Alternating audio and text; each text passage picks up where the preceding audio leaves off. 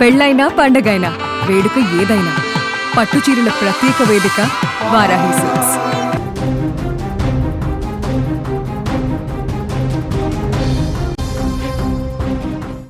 Breaking news చూస్తున్నాం. రైతులకు తెలంగాణ ప్రభుత్వం గుడ్ న్యూస్ చెప్పింది. ఈ నెలాఖరులోగా రైతు భరోసా నిధులు విడుదల చేయబోతున్నారు. మరో 15 నుంచి 15 రోజుల్లో పెట్టుబడి సాయం కింద ప్రభుత్వం ఇవ్వబోతోంది. స్థానిక ఎన్నికలకు ముందే పంపిణీకి కసరత్తు చేస్తోంది ప్రభుత్వం. 4,000 కోట్ల రుణం కోసం ఆర్బీఐకి ఇండెంట్ ఇచ్చినట్లుగా కూడా మనకి సమాచారం అందుతోంది. రైతులకు తెలంగాణ సర్కార్ త్వరలో మరో గుడ్ న్యూస్ చెప్పేందుకు రంగం సిద్ధం చేసుకుంది. రైతు భరోసా పెట్టుబడి సాయం మరో 15 నుంచి 15 రోజుల్లో పంపిణీ చేసేందుకు సిద్ధమైనట్లుగా తెలుస్తోంది.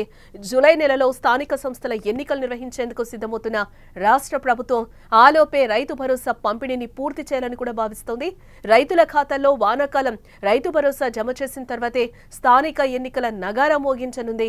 ఈ క్రమంలోనే నిధుల సమీకరణపై దృష్టి సారించారు. ఇటీవల రిజర్వ్ బ్యాంకు నుంచి 3,000 కోట్ల అప్పు తీసుకున్న రాష్ట్ర ప్రభుత్వం మరో 4,000 కోట్లకు నిన్న ఇండెంట్ పెట్టింది.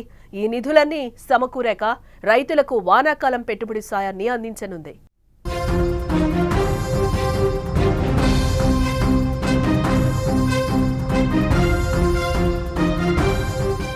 రాష్ట్రంలో 1.5 ఎకరాల సాగు భూమి ఉన్నట్లుగా రికార్డులో ఉంది.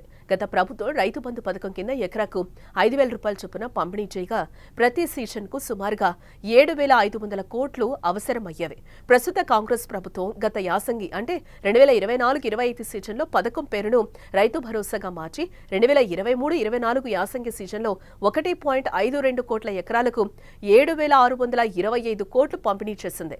రైతు బంధును ప్రక్షాళన చేసి కొత్త మార్గదర్శకాలు జారీ చేసేందుకు సమయం పడుతుందంటూ 2024-25 వానాకాలం సీజన్లో రైతు భరోసా ఇవ్వలేదు.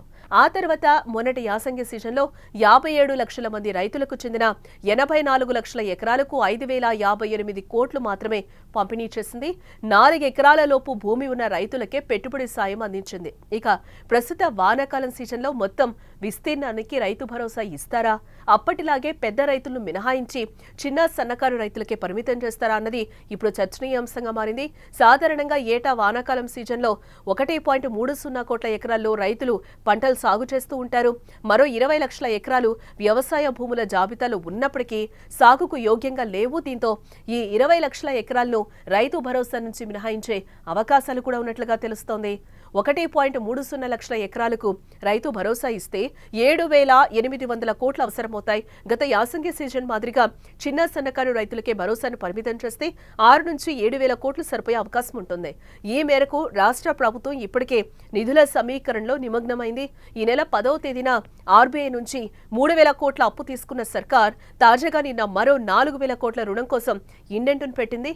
ఈ సొమ్ము 17వ తేదీ నాటికి ఖజానాకు చేరనుంది. ఈ నిధులతోనే రైతు భరోసా అమలు చేయాలనే ఆలోచనలో ప్రభుత్వం ఉన్నట్లుగా సమాచారం.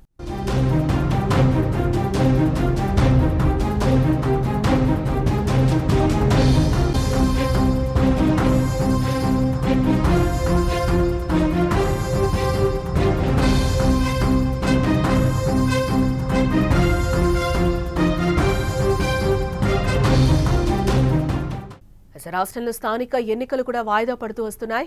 2023 డిసెంబర్లో కాంగ్రెస్ ప్రభుత్వం కొలువు తీరిన తర్వాత 2024 జనవరి, ఫిబ్రవరి నెలలోనే స్థానిక సంస్థల ఎన్నికలు నిర్వహించాలని భావించిన లోక్సభ ఎన్నికల కారణంగా సాధ్యం కాలేదు. ఆ తర్వాత కులగణన చేపట్టాలని, జనాభాలో ఎవరి వాటా ఎంతో తేలిన తర్వాతే స్థానిక ఎన్నికలకు వెళ్లాలని ప్రభుత్వం నిర్ణయించడంతో ఆలస్యమైంది. ఎట్టకేలకు వచ్చే నెలలో స్థానిక ఎన్నికలు నిర్వహించాలని భావిస్తున్న ప్రభుత్వం ఆలోపే ఒక కీలక పథకాన్ని అమలు చేయాలనే ఆలోచనలో ఉన్నట్లుగా సమాచారం. వానాకాలం సీజన్ ప్రారంభమైన నేపథ్యంలో రైతు భరోసా నిధులను రైతుల ఖాతాల్లో వేశాక ఎన్నికలకు వెళ్తే బాగుంటుందని రేవంత్ సర్కార్ భావిస్తున్నట్లుగా తెలుస్తోంది. ఇందులో భాగంగానే ఈ నెల చివరిలోపు రైతు భరోసా కార్యక్రమాన్ని పూర్తి చేయాలని భావిస్తోంది ప్రభుత్వం.